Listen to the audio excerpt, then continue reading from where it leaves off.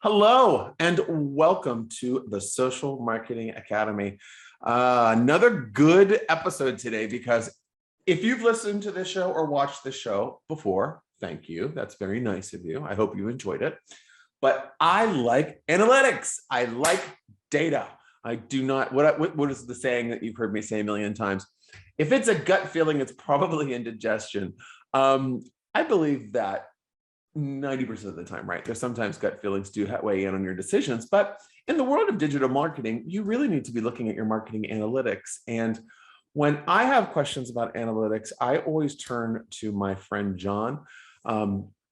John is he's a producer and a co-host of Marketing Over Coffee and is a partner of Trust Insights, which is an agency that lights up dark data for marketers. Dark data is stuff that we can't get our hands on. It's not the dark web, folks.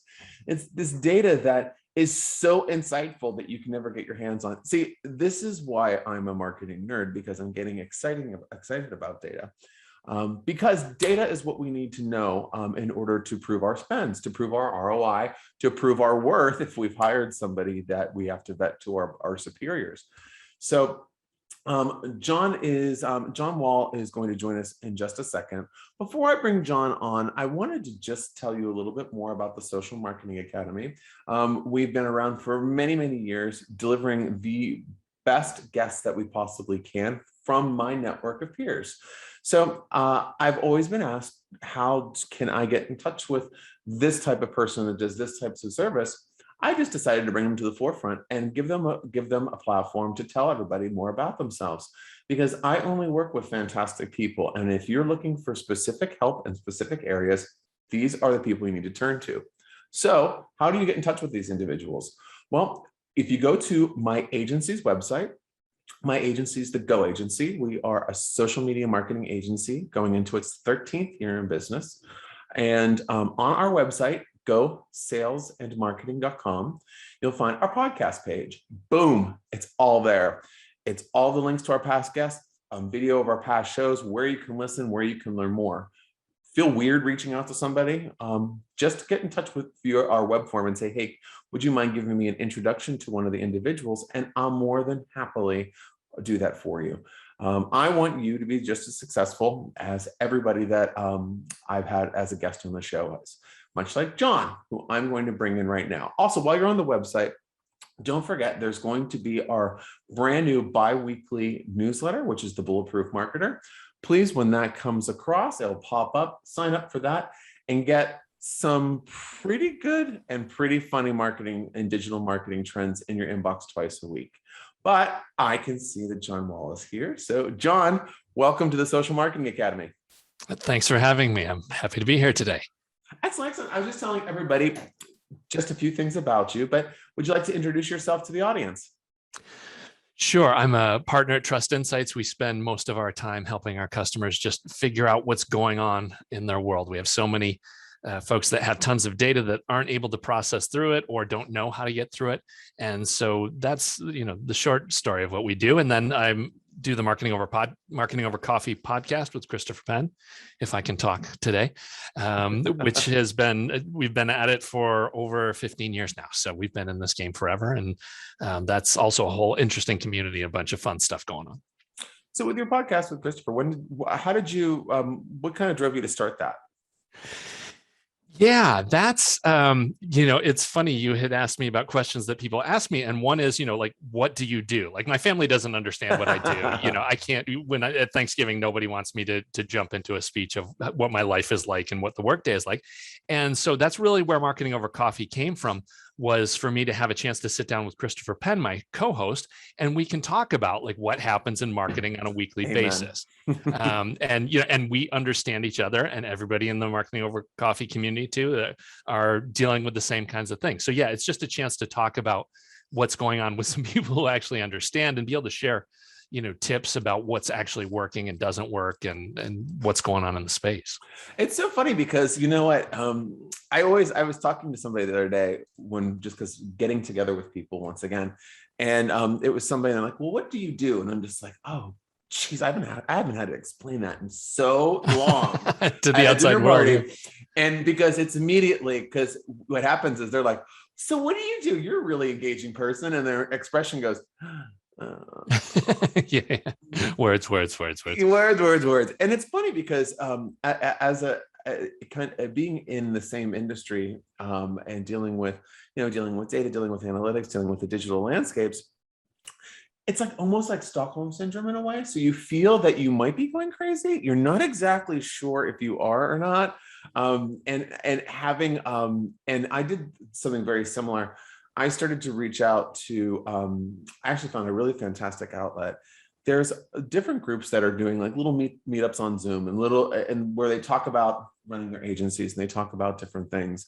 And it's really healthy to have that outlet. Yeah, absolutely. And there's another interesting thing in this too, in that the pandemic was kind of okay for us. I think anybody who's running an agency like you're doing, like we wake up every day and we have no idea what kind of storm is going to hit us. Like everything is insanity every single day.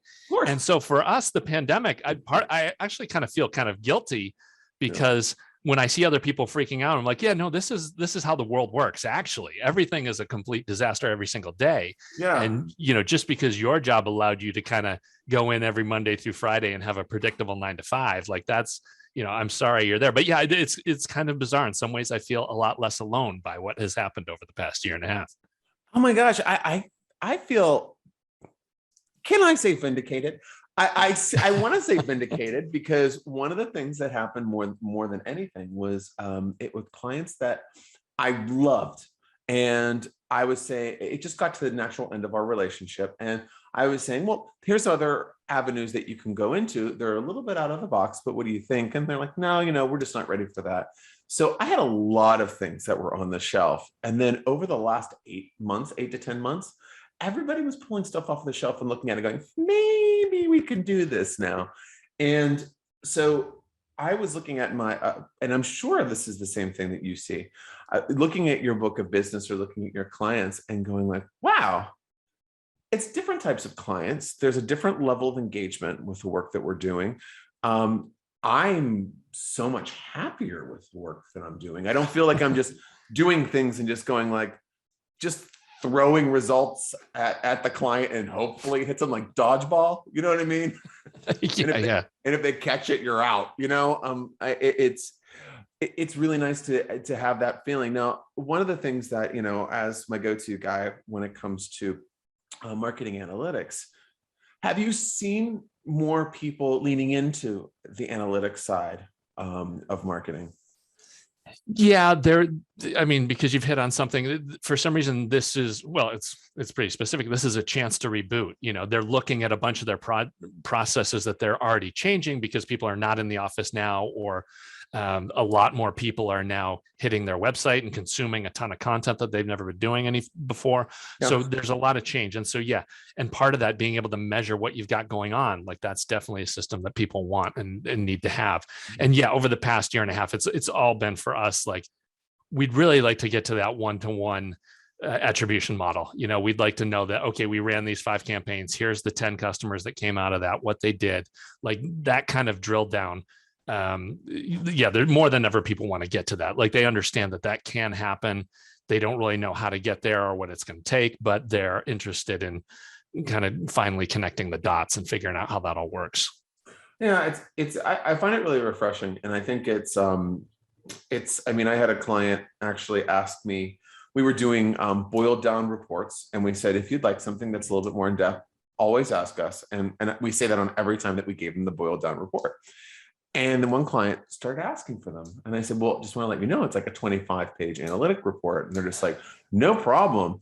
And they're just like, wow, did you see this? And did you see this? And I'm just like, I was excited about this like 6 months ago, babe. Like, you know what I mean? I've always been excited about this, but it's getting you excited. So it's really interesting to see how attitudes have been changing. So another question I'm sure that you get a lot, because I do as well, which is, how do I grow my business? That's pretty open-ended. But I mean, that's kind of how it goes when people ask you questions from the internet. So how do you how do you grow your business? Yeah, the thing that we see most often is that people are just spread out way too thin. The biggest mistake we see clients making is, they get this pot of money and they're immediately like, how can I sprinkle that around to 20 places? Yeah. And what will work? And most of the time what we see is, no, you really need to, in fact, we ascribe to this whole traction model. Justin Mayers and Gabriel Weinberg have this whole body of work that they created as far as like, where should you be spending your money and where have successful companies spent their money and become good at. And the thing that they saw over and over again is you really start with 3 channels, just pick 3 areas as your first campaigns. Right. And those are the things that you can get to. And the big learning from that is that we see this all the time with channels, like whether it's, ads for social or search engine optimization or whatever you're getting into. When you jump into one channel and spend the majority of your effort at it, the learning curve is huge. You fail a lot in the beginning and you start to get better at whatever it is. And then ultimately you want to get to that point where there's diminishing returns. Like you're saying, oh, we could throw more money. We can't throw more money at these ads because we're getting all the traffic that's out there that's relevant. We finally figured out how to dial it in. So, that's really a big part of it, is kind of focusing and getting good at certain things. And so that's, at the startup stage, you're picking the 3. We deal with a lot of mid-sized companies where they're already doing 7 or 8 of them. So it's getting those right. And then, your ultimate goals, hopefully there's 20 possible channels you can work on and you've got teams working on all those, but you've specialized.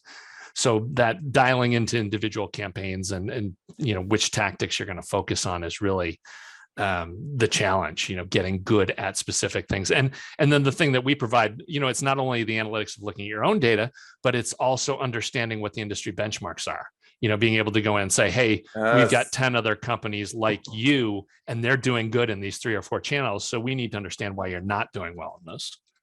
Okay. Things to amplify. Okay. Choosing 3 channels. Please. This is great advice. This is like amazing advice. It's something when I'm consulting or talking to a prospective client, I always try to get them under 5 as fast as possible and down to 3 ideally. And what will happen, interestingly enough, they'll say, you seem really interested in only 3. Is that the only 3 that you can do? I'm like, hun, no, I could do a lot of these things, but it's not in your best interest. Because being a Jack and Jill of all trades is not necessarily what you should be doing when you're launching your company. You should be putting money into a sizable amount of money into a smaller number of channels in order to check efficiency and results. And it's really interesting. I mean, do you feel that you have to talk people out of doing more? Or do they say, well, why shouldn't I just do everything? Should I be doing them all? Yeah, we definitely have to talk people into that. And you start to hit a cultural thing of, depending on how big their team is, if they've got people sprinkled all over the place, that gets to be a problem. But yeah, I'm totally sure you've seen this of somebody that's spending like $100 a month in 10 different social channels. They've got Insta, Pinterest, Google, Facebook, all of them with these tiny little campaigns that they're running. And it's just, it's so much running around and twisting dials, and you don't have enough results to be statistically relevant. Like you don't even really know what's working. You just got lucky here or there on a couple of channels and you're doing it all. And yeah, it's changing that mindset to go in there, try and mine everything you can out of a single mine. And that will give you an idea whether that channel is even worth chasing at all. And something else I want to, I love all of this. This is all me all day long. Another thing is you can see it kind of just in the corner. I have my whiteboard that I just did a whole brain dump this morning because I was thinking about things during the shower. And I was like, I have to write it all down. I have benchmarking. I have like 5 categories of benchmarking on the board that I wanted to apply to a couple different clients just as a check-in. And anytime I mention it, benchmarking seems like a new concept. And I mean, we've been doing this for a long time, but whenever someone says benchmarking, I think to a client, they think, oh, this is some marketing term that we don't know. if you are running benchmarkings with your direct competitors on social or platform specific things, and you can take a look at their activity, and you can find out, for example, when people will come to us and say, we want visibility, I'm just like, do you just want visibility? You don't. I mean, let's focus on the both sides of ROI, right? We want the return on influence as well as return on investment. And so we'll build metrics on both of those and SMART goals associated.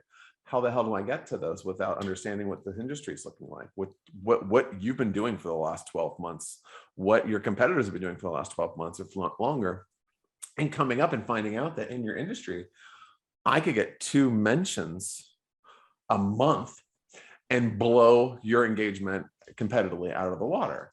So why would I be pushing a rock up the hill that I can just slingshot it up there and focus on something else for you? And it really does come down to looking at that data. It's amazing though, because I think with social media in particular, because that's kind of my key area, I find that nobody's really looking at those numbers really closely to the point where they're making, because they're like, yeah, I don't really know if this campaign is working. And it's like, well, industry speaking, you're killing it. I mean, we had a client that we had aspirational goals with something that was an indirect competitor, and they were surpassing the indirect competitor. And we're like, wow, like, give us an award. I mean, like, we really nailed it. And they said, oh, that's an indirect competitor. That's meaningless. And it's like, whoa, okay. We got to talk about that because that's very meaningful data for you. And but I digress, but benchmarking is very, very important, but not throwing your money at everything so it waters down your results. I mean, it's hard, I guess, sometimes for people to understand that. Yeah, they don't get there. And it's the only way to get them there is to finally get them to do it. If they get over that hump of like, oh, wait, we doubled our spend, but we tripled the results, because that is the way it happens, is up at that top 10%. Suddenly it starts coming in cheaper. All your other competitors are all playing at this level. When you bump up to that next level, you're alone and you get it all. It's like, if you're just doing the generic content that everybody's doing their top 10 list, that's cool. But if you do the one, the 10 things you have to do in Miami that's specific to Miami, suddenly, boom, the rest of the traffic all snaps up to you. There's all kinds of stuff on that front. And yeah, I don't know. That's a great question about how it's kind of like the vision into how the programs are doing only goes so far. They kind of look at a topical level and at the numbers level, and they don't see further. And like one great example of that is, like, we have had, when prospects come in, we run the reports and we're like, oh my God, their organic stuff that they're pushing is just killing it. Like, we can tell that, like, these are people we need to work with, because they don't even understand how well they're doing at squeezing everybody else out. And so, yeah, those are the ones you love to come across. It's much easier to tell them they're doing a fantastic job, as opposed to saying, oh, here's the benchmarks, and you're really not hitting any of them. Okay, so here's another thing. Speaking about that, that I think is a misunderstanding about our industry collectively, which is that we will always tell you to spend a lot of money in order for us to start getting the results that are meaningful for them. How do you respond to that? Yeah, I mean, that's, in general, that's good, not accurate advice, because we see this all the time, where if they focus on the right terms or channels or whatever, you hit these things where they're spending $45 a month on this one campaign, and they're getting all the hits that they can get out of it. Like, even if they spent more money, it's not going to make a difference. So yeah, I don't know. I haven't been able to come up with any kind of rule of thumb on that. It's just more of you need to spend enough to get statistically relevant results. If you get to a point where you're getting like 35 conversions, then that's, maybe you've got enough to get one standard deviation there, and you're okay. And then, I say I don't have a rule of thumb. 35 is kind of a rule of thumb that I'm going by. I mean, it's not you're not into the 90% accurate, but it's at least giving you some kind of ballpark, so that if you're running these campaigns and you're getting 5, 7, 12 results a week, you've got to put either more money in or focus down more, or whatever. You got to change, because you're not getting there. The only big exception to that would be like some kind of consumer good. If you're just trying to get a million eyeballs on your beer before the Super Bowl or whatever, well, yeah, then you can just pour gasoline on the fire and that can make a difference. But for most things, yeah, it's more strategic than just adding budget. I think also going on from that is I find a lot of the times, because we're problem solvers by nature, and looking at a campaign and someone saying, I want to get this conversion rate on a budget of this much money, and then the website is down 20% of the time. It takes 45 minutes to load. It's not optimized for Android. Someone that has really poor sight designed it. There's so many different factors that you have to factor into that, and it's sometimes we have to actually say, before we start this and before you spend, you should do this, this, and this. I don't do that. And one person said to me recently, I feel like you're leaving money on the table here. And I said, I feel like you want me to lie to you. I'd rather be honest and tell you I can't, and help you find someone. That'd be great. And then if you don't come back to me, there's a lot of people out there. I like you. I'd like to work with you, but come on. But it's interesting. Sometimes people just want what they want, and that's it. Yeah, no, you totally hit that. Is we say if you go into Google Search Console and it's just this red waterfall of anger, dude, fix that. You have got to get that straight, like that. Because just everything else you do, Google is going to be like, yeah, go take a hike. We're not sending people to you because this is garbage. And yeah, people do. They want the quick fix. And we haven't found an easy way around that. For us, it's been, look, step one is let's go through and see everything that's broken and make sure that all this stuff is working right. Because really, there's no way we can scope anything on top of that until we know if the foundation is good, there's no way around it. Yeah, what we've done is I will say, okay, do you want me to help you fix your journey or your funnel or whatever? I say journey just because it's kind of usually what's broken. And they'll be like, well, how much is that going to cost? And it's just like, I think your emotional costs are going to be more high than anything. I'm going to break your heart a little bit. So I want you to understand that I'm here to pick up the pieces of your previous broken relationships. I can take you to the next level and help you. And that's going to save you money for years to come. And usually when I have that approach, we are able to help them. We are able to get in and show them things and just like, oh, hey, here's the good news. Your site's on. Okay, right. Bad news. No one's in there. It's gremlins in the background. It was built on it's a half-played game of Jenga in your WordPress platform. But I digress. So, other questions I wanted to ask you. One is, what if X is not working?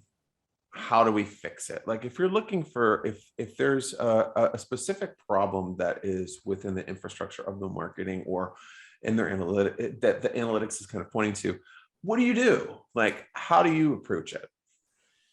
Yeah, for us, obviously, we always go back to infrastructure. As we're talking about, and a lot of times that is just the case. Like for a lot of clients where email is not doing what we think it should be doing, it's just because they don't have the tracking code set up properly. We just see that so much where in marketing departments, there's this process of kind of they pick one channel and like you do all the creative and all the links for that, and then everybody just grabs that and clones it into the next social network and into email and other places. And so yeah, like I had a client a couple of weeks ago where I'm digging into the Twitter feed, and it's none of the tweets actually had Twitter as the source. They were all LinkedIn or the website or the email, like wherever people had copied them from. So much of it for us is just getting some compliance and process around, okay, this is how we do track everything. And, as opposed to saying, hey, just go with this one vendor for everything, which, yeah, you have one throat to choke, but it's going to frustrate you because it does everything sort of poorly. You can, if you build the structure of like, okay, here's how we build the links and we make sure that these are rolled into every channel. And the cool thing is then on the back end, you can say, okay, every month we run the reports and we see what was right and didn't work, and adjust and fix. But yeah, it's an ongoing painful process. And it's funny that you mentioned, breaking people's hearts. Like, that's the one thing that we find with customers over and over again.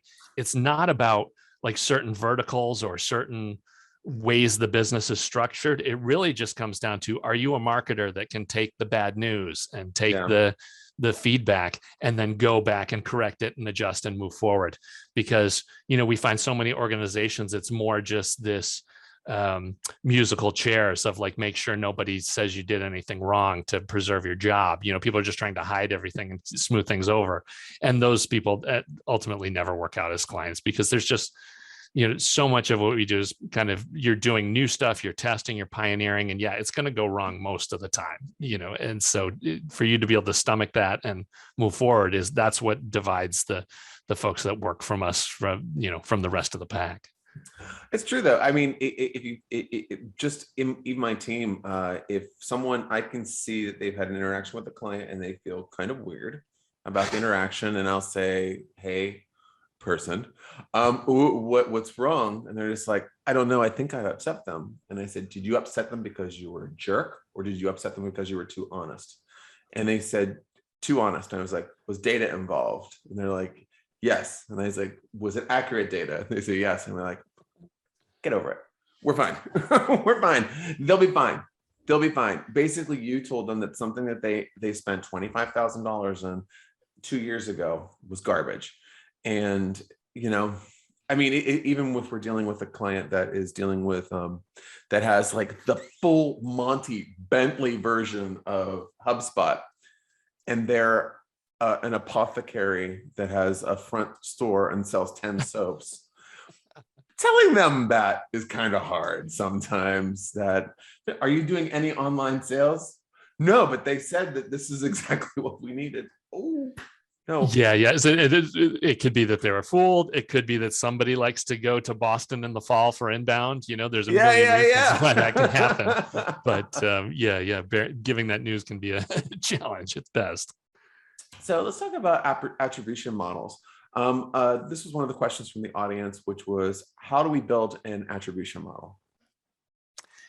Yeah, that's one thing that we are able to do that has been part of our kind of secret sauce, is this idea that you do have enough data in Google Analytics to at least see how the channels are doing. Right. So, but what a lot of people want to try and get down to is the actual one-to-one, see like, okay, here's the program. These are the 10 people that we got and won. And, like these 3 here were enterprise big buck ones. And so, that's where we want to go. And what we found is, like so many other technology things, like crossing that last mile is just an insane expense. Like we can get to that channel info rather easily and inexpensively. I mean, for 15 grand or less, you can get to that point of seeing at least like, here's the 20 programs you're running ranked in order of how they're working and where they fall in the funnel. And you can get enough of a picture to adjust your programs and make a big difference. But then there's that whole other level of, okay, well, if you want to build the thing where you can you've got all the data on everyone, what voyage they took and what's working and not working, you've got to add a 0 or 2 to that. And, you've got to add 6 months or a year. It's going to take a long time. And there's a lot of people that want to get there, whether it's because the ticket price is so huge that they need to know, or if they just have so much data that it's impossible for them to reconcile. Because that's there's this neat little sweet spot where, if you're closing like 10 deals a day, you can still go back in and look and say, okay, well, here's the 10 we got today. And, over in the, whether it's the app or through procurement or whatever, you can match those back and you can make it work. Mm-hmm. But then you grow out of that too. Once you start converting over 100 a day, then it becomes impossible again. So it really kind of comes down to, do you want to get that quick channel view where you can at least, see the temperature all the way across the board for everything, versus, okay, is this going to be a whole, we're going to have an ongoing relationship and every month things need to be tweaked and checked because all this stuff is integrated together and it's a big ball of stuff. Mm-hmm. But, that can be done. And it's just a matter of, the great thing is go do the channel thing. It doesn't cost as much, and see if it works, because maybe you find out that there's not even a there, as people say. It's Right. like maybe you don't need to go any further. It could be good enough, or it could be a waste of time, but at least you know what's going on at that point. It is a good question. Well, maybe I'm asking it, but I'm voting for it. But if someone's going to look at their data, and this is a pretty wide open, so we can kind of, I think, put some bumpers on this. Is there 5 sites or a couple sites that you would suggest that they go to first to start looking at their own data? Because I think that one of the things is that right now, I mean, come on, there's 16 million different places you can go to look for it. And then everyone's bending a marketer's ear on a podcast or in a conference that, oh my gosh, have you heard this tool? This is the only tool that you use. And then you forget to use it for 2 months and it's out of business. It's been purchased by Sprout or something. Yeah, right. So like, what are there kind of like standby tools or things that you would suggest if someone had a digital marketing strategy, what they should be focused on? Yeah, that's a great question. I mean, for nearly everyone, it's to start with your closed deals. Hopefully you've got a CRM or marketing automation system where you can go in and see, where are these people coming from, and you can get down to source codes and see where they're normally hitting. We have Google Analytics in that stack because it's free. It's easy to get running. I mean, there's a ton of value there. For most businesses, the email service provider is huge just because that tends to be the best performing for almost every industry. It seems like, people say email's dead, but it's huge. The other one, I don't know, we tend to fall a lot into SEO tools. Ahrefs, we keep coming back to just because they churn so much data. I mean, only Google spiders more data than they do. And they have this full, list of, you can do, if you don't know anything about the tool, there's a couple 101 reports that you can go in there and run. Right. But then it goes as far as if you just want to export all the stuff and run machine learning on it, like that's what we do. So there's that there.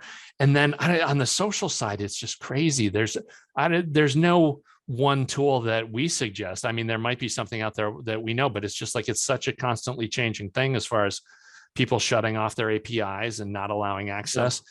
There's no other way than to go into the network itself and kind of see and feel what's going on. And if you've got anything on that front, I would love to hear about that, because that's something that we can't solve for. Yeah, it's interesting because we do, but it's a Frankenstein monster, right? Because what I'm trying to do is I started off a much younger, less gray, more optimistic person. And then after getting burnt by reporting social media, reporting tools and listening tools for 7 years consecutively, I look at every single one of them sideways, and I'm always not the easiest sales call during the presentations. But nothing does everything, right? So Google Analytics does a lot with your website. Like it does a lot. Like it does almost everything you need. Whereas if we're looking at something as traditional as a Hootsuite or a Sprout or a scheduling tool, it's a scheduling tool. So, if it has other elements to it, there are plugins that you can utilize. And we do utilize some plugins that will pull some sentiment, that will pull competitive analysis, which is useful. But again, these are third-party tools that you get, and then you plug in, and then you Zapier it, and then you shove it over here, and then you put another spreadsheet. Because one of the feedback was, your reports seem a little disjointed. And I said, well, pulling them from 25 different sources. And obviously that was addressed because we tried it a couple of times and it was a no-go. But we were doing a few things through a great source, which was Rival IQ, was something that we really, really, really enjoyed. And they have some fantastic in-depth analysis that is, it's like social listening matched with sentiment analysis, matched with benchmarking, a lot of really, really good tools there. Again, though, if you want to monitor 3 brands, it's $5,000. If a month, these are astronomically priced. So once you get into the end, you're like, oh, this one's only like $100 a month. Well, this one's only $200 a month. And it's like, Whoa. I mean, it can be very expensive because data is expensive, because like what you said is so true. The API gets turned off. So you have to be listening beyond that to allow for those outages.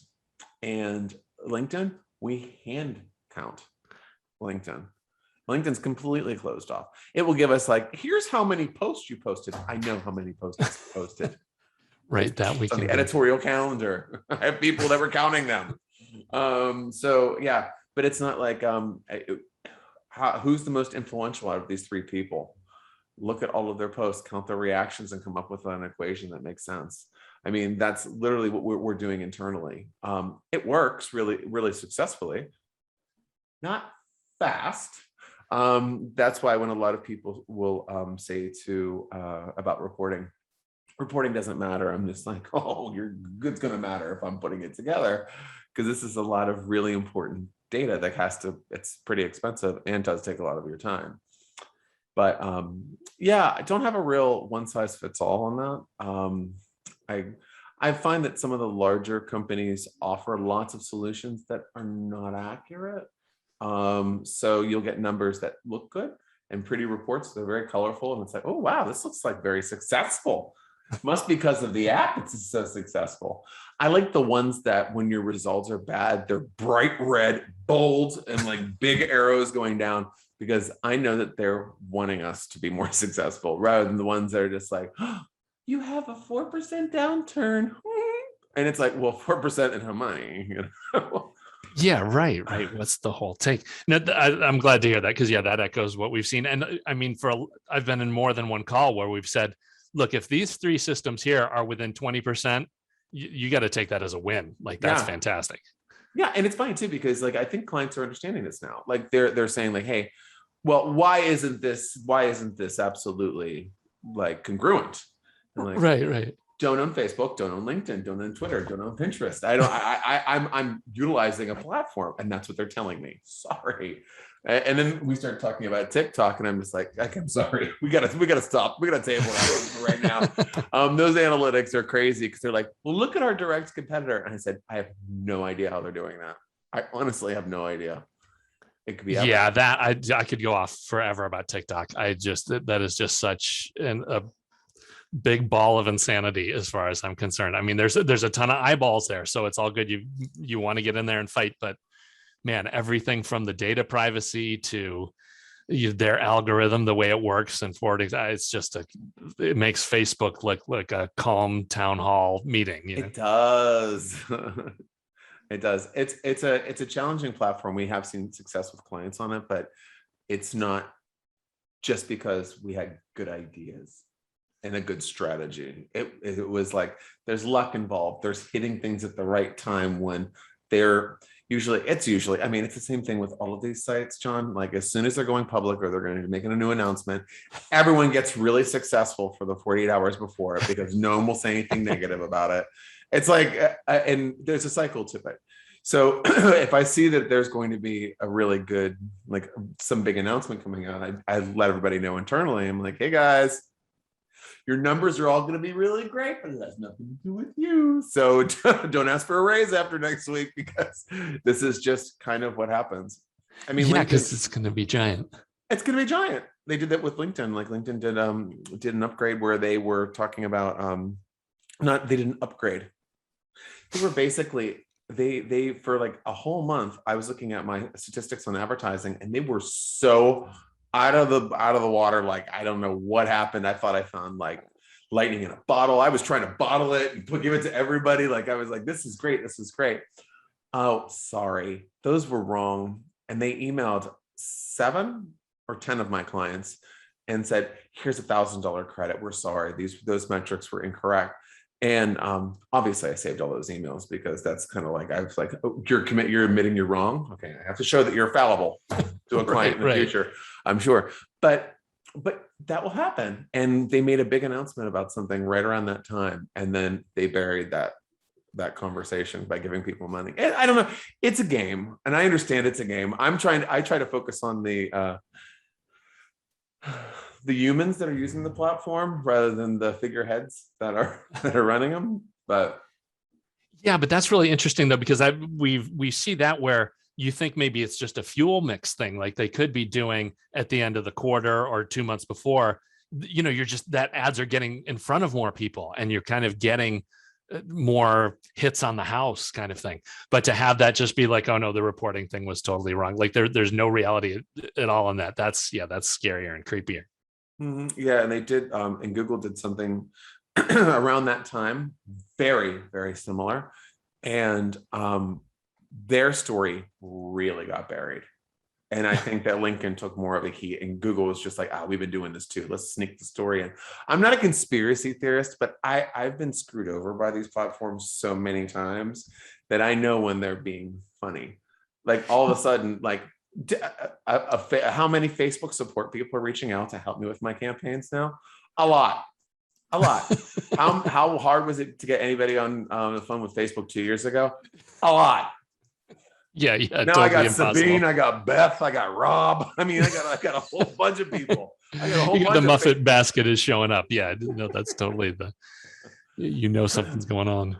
Well, okay, so just to kind of just to wrap up, is there any kind of tips or any kind of like last piece of advice that you would like to share with the audience, John, regarding anything we talked about or stuff we didn't talk about? Oh God, yeah. Well, I'll go back to the Search Console. Get Search Console straight, and go in there. And if your whole mindset for your website needs to be mobile first, like if it doesn't run well on a phone, there's all these problems that spring out of that, that are downstream. Whereas if you get it to work right on the phone, like a whole bunch of stuff downstream will just resolve that you don't have to spend any time on. So that would be the big one. And then self-serving one would be, and get Google Analytics plugged in and right, and give me a call when it's not working right, because we can get that fixed for you. So where's the best place for somebody to find you?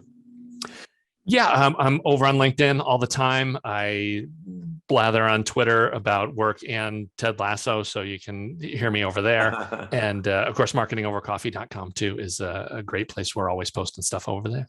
Okay, fantastic, John. I'm going to put all of the links to John's social media that he just mentioned in the descriptions of the show, so you can very easily connect with him. If you'd like to speak with John for any reason, you can reach out using those links that are in the description, or you can just ask for an introduction. I'm happy to do it. So, John, thank you so much for joining us today on the Social Marketing Academy. Thanks, Chris. Pleasure. I enjoyed it. Yeah, I did as well. I love talking about marketing. I love talking about analytics. A lot more of that coming up, folks. So if you don't like marketing or analytics, sorry. That's what we're going to be talking about. Coming towards the end of the year, everyone's talking about the holidays. Everyone's talking about how they're going to build their conversions and how much money they should be spending. We'll probably talk about that, right? So tune into upcoming episodes. Make sure that you go to our website, gosalesandmarketing.com. That's my digital agency, the Go Agency's website. On there, we have our podcast page. Click on it. You can see all the past guests, just like John, who shared some fantastic insight that might help your business grow above and beyond. And then also we have our Bulletproof Marketer email blast. It's going to pop up, I don't know, 48 times on the website while you're there until you actually are into submission and sign up. And guess what? It converts high, so you're not mad at me. So don't be mad at me. Please do. That comes out twice a week. It's fun, it's light, and it's packed full of good information that will help you level up. All right, folks, that's it for me, Christopher Tompkins, and I'll see you on a future episode of the Social Marketing Academy. Take care of yourselves, folks.